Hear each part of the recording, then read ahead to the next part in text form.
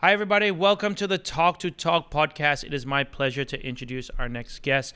Today, DJ Poom in the house, content creator. We all know him. Not many people have achieved what he has achieved in the world of content creation. If we're talking about how long he has been doing it and how frequent he has been doing it. And I must say that, like I said, there's not that many people that can say they have achieved and they have created what he has created. Like, he has a self-brand that is very unique and very different from anyone else, and he also has his business on the side, and I kind of think that those two kind of comes together, using his personal brand to make the most of his opportunities. So I think he's an entrepreneur. He has a business mindset. He looks at things. He takes care of his people quite well. And today, I don't know him personally, but I just really want to know him personally and get to know the way that he thinks, what are the ups and downs he's been through, how his mind operates, what has his experience taught him. And I'm sure that us as listeners, as viewers, will learn a thing or two นะครับ So let's go meet him. DJ Poom ครับ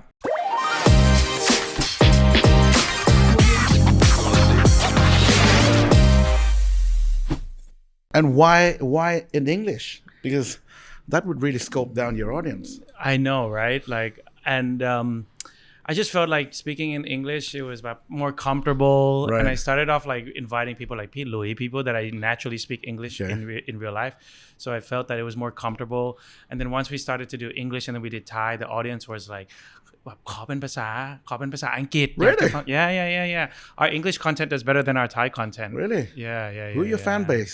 Thai or more international base? It's like younger people, 25 to 35, that like are learning English and they want. And I feel like as we go along, there's a lot of like English teaching shows, but our show is more like more real conversations, as if we were like at a dinner together. And how do you actually speak? How you interact to each other? Well, let's see how this goes. I'm a little bit nervous because I haven't really done like an English interview in forever, maybe like over a decade. Right. I've never seen it. No, I've never done it. Okay. But your background, you have a very British accent, yes, right? I used to study in the UK for 11 years. Okay. So my father was a diplomat and we moved around a lot when I was a kid. So I moved out to Austria first when I was 7 years old. Right. The contract there was for 3 years. Okay. And then after then we moved to the UK. Okay. So I stayed there from 10 till I graduated, which was 21. So 11 years in the UK. And I was actually thinking back to like, when was the first time I really like felt a connection with the content you were creating? And it makes me think back to, you had like the body transformation, right? And that was like, you were like one of the first people to be online and have that transformation. Yes. You remember those days? Yeah, those were the fun days. Thai Songkran. Right. So we started this party before the Thai Songkran. It was called like the Poom Pecha Bad Boy Party. And then 1 year that sort of switched into like, hey guys, I think we should host like a Songkran party. Right. Yeah. And that was like the very first Songkran party in Thailand. But it would look really cool if you guys can like take off your top and show a bit of a flesh and skin. And obviously I was a bit chubby then. And we just like, me and Pecha was like, let's do this. And in those days, how, in terms of like one of the things that I've been looking through, like your profile, like you have your YouTube channel, you have been experienced with a lot of business. I'm like slowly learning the business world myself. So I was just wondering, like, what's it like to have a company in the food and beverage delivery world at the time? Was it good business? Was it a pain in the ass to operate and stuff like that? Yeah, it's all of my businesses are a pain in the ass. I have to be straight up with all of the audiences. People think, oh, DJ Poom is a good businessman. I'm a bad businessman. I'm a shit businessman. I don't know anything about business. But usually, most of the time, I'll have a good partner who will deal with all of the behind the scene operational side of the business. So like the numbers, storage, ordering, administration, tax. I don't know anything about that. So that's when I first started doing DJ Poom menu. It was very difficult for me to be heavily involved. I actually partnered up with my brother. Right. And he's a good businessman. But in all of the meetings, I never seemed to be able to understand of what they're talking about. They're like, macro,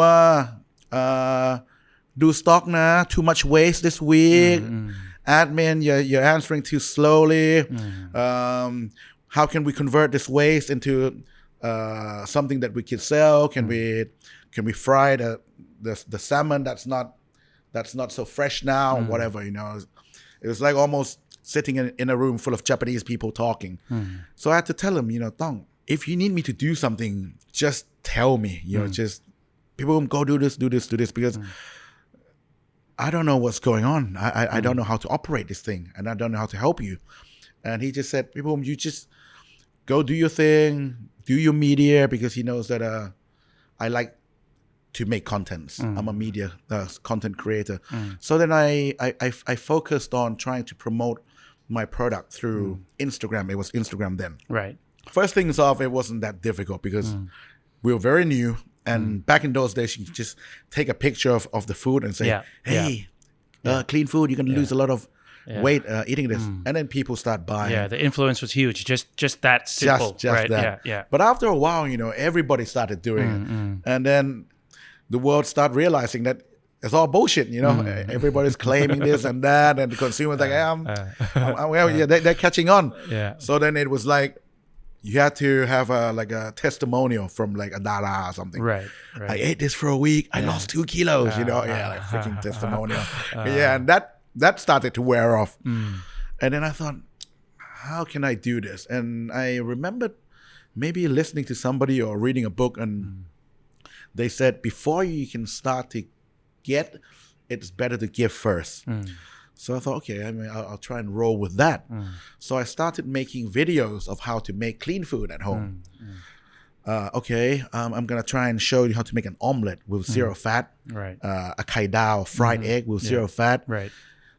ข้าวขาหมู with zero fat with ต้มโค้ก and guys, clean food is the best. It's really good for you. It's really good for the people you love. So try to make these meals at home. But if you don't have the time, if it's inconvenient, then you know you can buy from us. And that was basically our message. I see. Yeah. I see. And it started going viral. But with Instagram then, you could only post a 1-minute clip. So sometimes I'm trying to make a freaking ข้าวขาหมูต้มโค้ก but to go shopping, to chop everything up, and to squeeze everything within 1 minute. There wasn't even like a voiceover that you could do. Right. It was just there wasn't enough time. So I thought there has to be a better way. Let's try YouTube, and that's how I started doing YouTube. Okay. And then the channel called คนหัวครัว started in the YouTube because I was there in the kitchen. But I was there like a dickhead, you know, swearing and like, fucking hell, this tastes like shit, and you know, and then that became the concept of คนหัวครัว, to go out, find some wattudip, and then making a clean dish, and then it went from just going to the supermarket to the local market to catching and cooking, right? And then it sort of just extended on from there till now. Yeah. But like even that, like the name คนหัวครัว, like if how many years ago that must have been like what, like 15 years ago. So we started this food thing around 12 years ago on YouTube. 12 years ago. Okay. Yeah, but คนหัวครัวdidn't exist then. Okay. I think คนหัวครัว, the first episode was maybe around like 10 years ago. Okay, 10 years ago. Yeah, so eight. Yeah, so 8 to 10 years. And in those days, like if the mainstream celebrity was probably someone that was in movies and icons like that, right? And they were very restricted. Like I came from that kind of world, you know. They were very restricted what they could say, the way that they can act, and then you come with คนหัวครัว. You know, like you kind of like broke what was the norm. And did you feel that was difficult but a worthy, or were you just like, I don't care, I'm just gonna be myself, you either like it or not? Like what was the mentality to have the guts to do all of that? I freaking love it. I loved it because before this I was also in the entertainment industry for over 20 years. And the social perception of DJ Poom is anything but DJ Poom. because every show that I go to, sometimes the producer will say, "Hey, this show you be funny guy na," and then the next show I go to, "Hey, this show you be playboy na, this show you be smart guy na." I see. That was a brief. Yeah, so basically they're always telling me to be somebody that I'm not all the time, all of my life, you know. But when you're young and you get given an opportunity, you take it.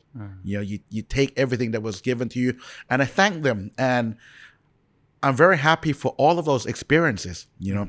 But you know, looking like this, I was never really portrayed or looked at as like a good guy in the eyes of society. I was like, "John, ni na John." And of Were course, you okay with that? I didn't mind it so much because I was enjoying life. I had fun working, but I didn't like how the traditional media painted me. I had so much drama with things that I didn't do. You know, I tried to help people, and they would paint me in a very bad light. You know, I go snorkeling and feeding fish, and they paint me in a very bad light. So a lot of drama, and I didn't have a platform to really try to speak from my point of view. So I thought, my God, you know, I'm like almost like a feather in the wind, and you know, these old traditional media, a lot of them, they don't have like integrity or morality. They just want engagement too, and they know that, yeah, if we make a news about this guy like this, people are gonna like it, but he's gonna get screwed, but who gives a shit, you know? And I was always on the attack, and people looked at me in a very bad light until I found YouTube, and then I just became myself. I talked.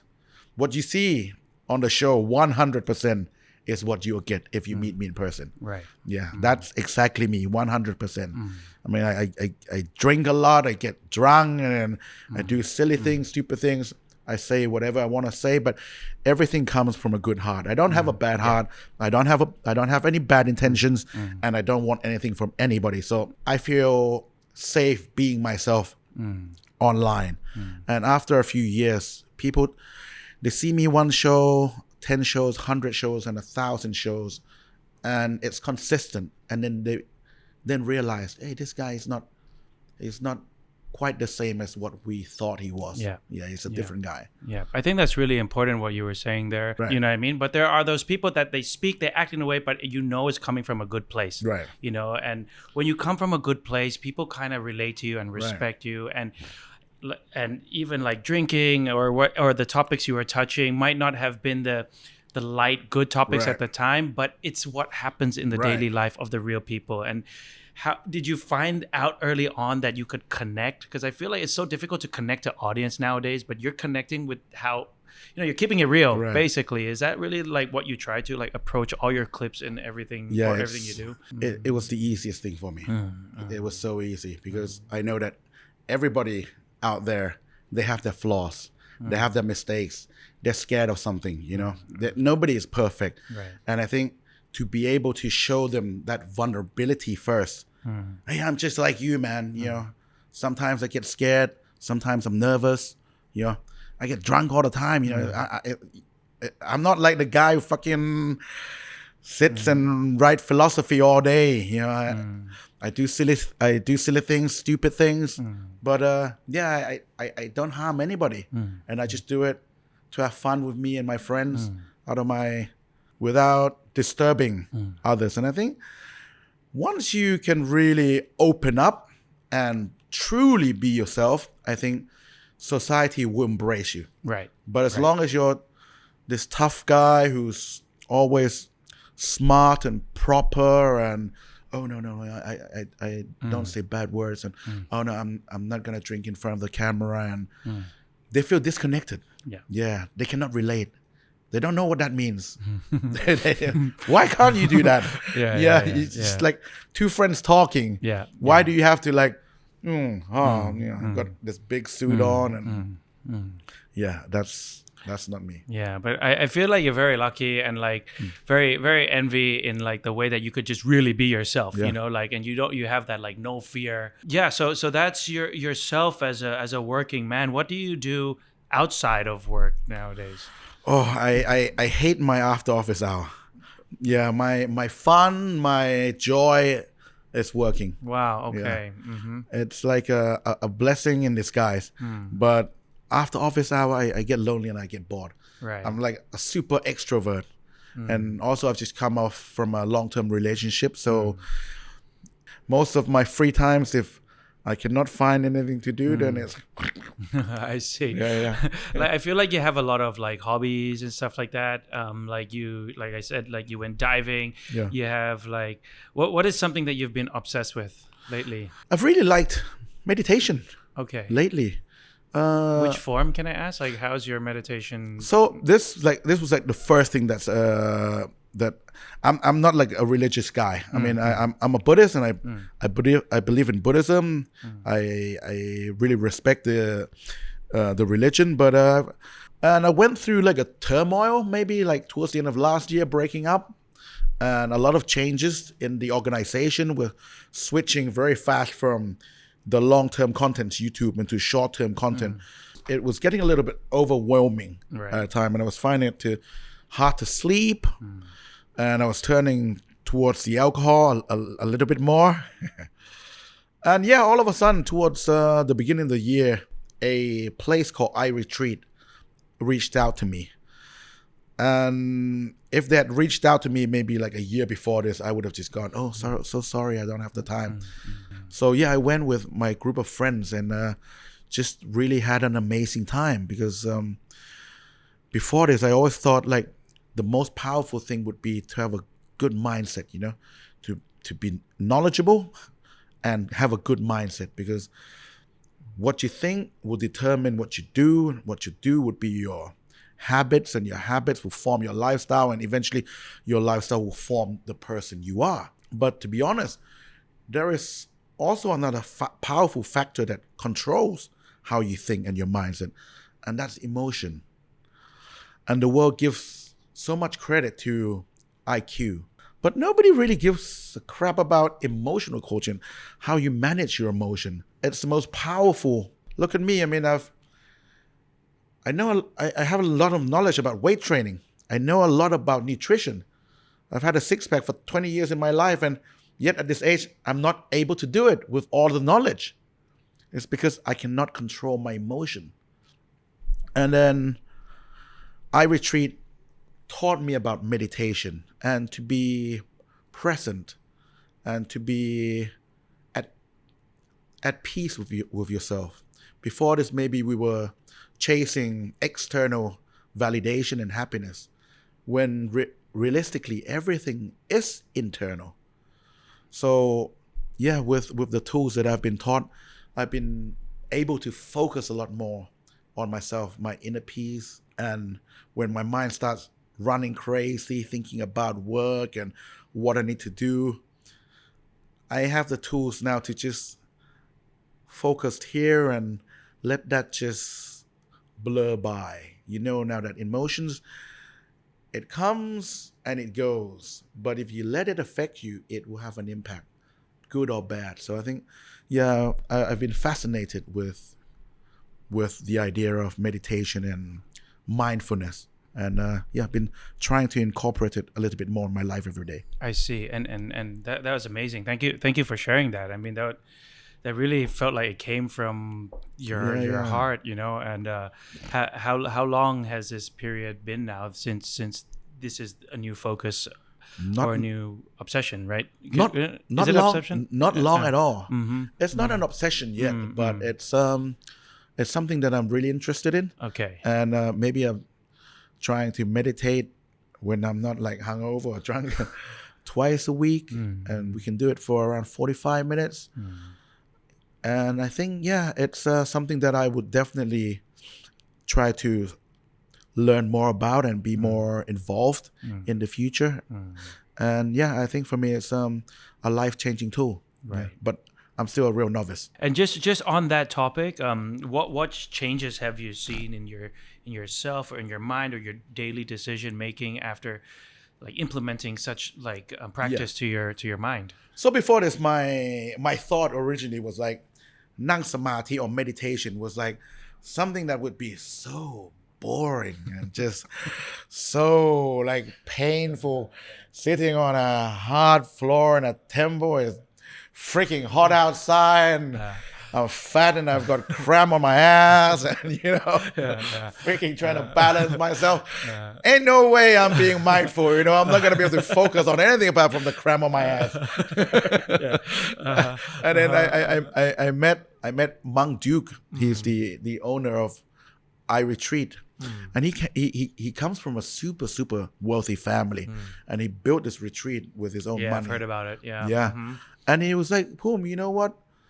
That was how they used to do that like 100 years ago, because sitting comfortably for most people would be sitting on the floor, and like natural breeze, that's comfortable for them. But nowadays, being comfortable is different. So you can just sit on this lazy chair. Like, you have a lazy chair? Oh, that's nice. Oh, you want the aircon turned on a little bit more? Yes, please. Blanket? Oh, yeah. Just make yourself as comfortable as possible. And when you're comfortable, then you can focus on your mind. But if you have like a itchy ass and it's hot and it's sweating, your mind drifts. So I'm like, so it's really, I can apply it anywhere. So the application of it was very, very simple. And the tools he gave me on how to focus on myself was very powerful too. Just if your mind starts to drift, just focus on your breathing, or there are other tools, like imagining one picture, several tools that I learned to use. And once starting to slowly be able to focus on my mind, then I had inner peace, and I could sit there and in silence for almost an hour and feeling like it was like 5 minutes. Yeah, I've never quite been into a trance yet, but everyone else at the retreat has gone into a trance, But I became. What is that? Sorry, trance. A trance is when you become like real peaceful, and it's just inner happiness. Yeah, I haven't reached that stage yet. Yeah, but I've seen like video footages of a father who took a 12-year-old daughter to the retreat, and without telling her, he was like sneakily filming. Hey, how was your meditation? She was like, really good, really fun. And he was like, is it different to when you're going to Disneyland or playing games with your friends? Yeah, it's different, Dad. It's even a lot more fun. I was like, God damn. This shit's gonna be real. Yeah, I was skeptical first. I was like, bullshit. How can it be better than Disneyland? You're thinking, right? You ain't getting me that easily with meditation, man. And then I saw the clip like, God damn, that can't be a paid actress. Isn't the people around you like, hey, people, like what's going on? Like, you're normally like, and now you're meditating. Like, what's happening? Yeah, they've been raising questions. But they know that I haven't been in like a good place for a while, after the breakup and so on. And I see. I've just been like pretty lonely, but I think it's good. I believe in hardship. I believe in struggling, and I believe in change. If I keep doing what I've been doing for the rest of my life, which was like I get out of a relationship, let's find a new girl, and get back into the same pattern and lifestyle. So I was like, okay, if you're lonely, maybe try to be with loneliness. Try to understand it and be friend with it, and then you don't have to get back into the same lifestyle. Just let it be. Take it slow. Be mindful of what you do. Right. Yeah. So I'm trying to take it slow and not going back to the same habits of finding a new girlfriend and going back to the same. Always having fun lifestyle. Yeah, because I like to have fun. Like this conversation has gone completely like I because I've never like ไม่เคยมีโอกาสได้เจอกับพี่ภูมิ so I was like wow, what like where's I was driving here and I was thinking like I didn't expect for you like to really open up and really talk from like your personal your heart like that. That's very amazing. Thank you you so ask me anything, I've got nothing to hide, man. Yeah, I mean I feel เกรงใจ apart from like you mentioned many times about how you're going through a change, how you've had like with your change in relationship status or your breakup.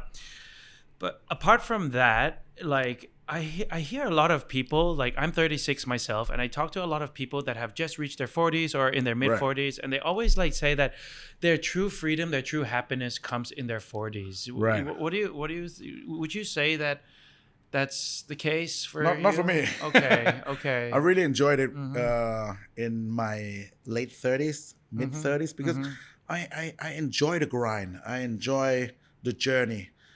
Clear vision, knew exactly what my goals were, and the pursuit of my goal was just so much fun, Once you reach it, it doesn't become fun anymore, like I really want a Lamborghini, and then you buy a Lamborghini, you drive it around and have fun with it for like a month, and afterwards it's like, what's next, Same restaurant again?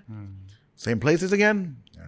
They say like boat owners, you have fun 2 days of owning it, the day you buy it and the day you sell it. Yeah. So anything too much is not good. But now reaching this age, I'm 47 now. Maybe I sort of took the unnatural path of life. So the natural path would probably be to have a family, focus on your kids, and you can focus all of your energy and your wealth and your time towards your children and your family. But I took a different path and ended up not having a family. So now I have time and I have wealth, but I don't have goals. You see? And when you can do anything, anytime, nothing really becomes that meaningful. What is it like a quote that you kind of like live your life around? Oh God, there's so many. Yeah, please share some. Too many. Trust in your struggles. What you don't change, you choose. Pain is temporary. Strength is permanent. Fear is like a lake that's a mile wide and an inch deep. Just so it's so many that I live by. But yeah, trust in your struggle would be the first thing that comes to mind. I think I had some kids ask me through my IG story yesterday. The question was, people, what does success really look like? And I said, it looks like everything that you hate. It looks like the boring meals that's healthy for you.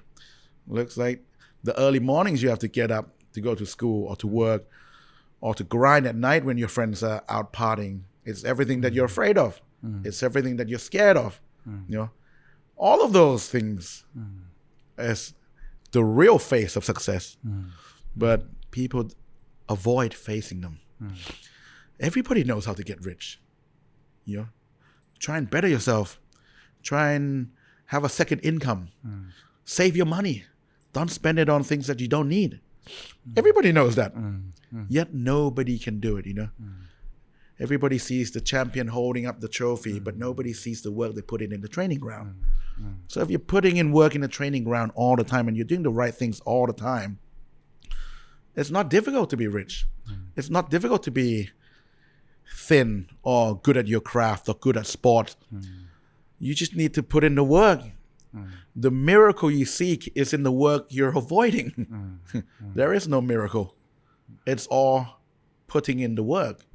But nobody, even if you know, and even if you tell them to do it, they won't do it.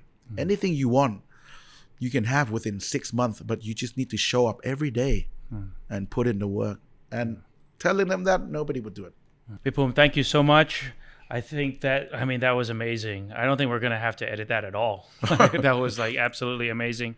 Any projects you want to talk about that you want to use this platform to maybe promote? Are you in the middle of something, or are you planning on creating something new or anything? Yeah, I still have a small muban, which we've sold 2 and we have 1 left. So if anybody's interested around the Patipat Ari area, it's called Sun Sky. Last unit left. Wow, this is your project? This is amazing. Absolutely amazing. And we're selling rubber shoes. Shoes. So for guys who are like adventurous guy, or you like going to the beach or go hiking, go out camping, it's perfect for all of those activities. It's like, I'm such an adventure guy. I don't like being in the city. It's my go-to shoes. Yeah, I have a small 0-calorie drink called 0-cal. We're coming up with new products maybe around the middle of the year. Stay tuned for that. That's amazing. You know how before I would always have this fear of using myself to sell stuff Right. that I own, for some Right. dumb reason, really. And now I'm like, okay, well, I got to make the most of my opportunities, Yes. right? And I like your branding is so strong, and that branding that you created from being yourself has allowed you to like expand this kind of like empire of media, empire of business in all these sectors. Now you're doing mobile, you're doing like clothes. That's super amazing, and I really enjoyed some of the stuff that you have shared with us today. Thank you so much. Thank you, really, and I'm truly happy that you agreed to come today. Thank you. Come all this way from Ari, one side to the other side. So thank you so much. And if any opportunity does come up if anything I can help you with any of your shows, like please let me. Thank you. ขอบคุณมาก ขอบคุณครับ Thank you for having me Thank you ขอบคุณครับพี่ขอบคุณครับผม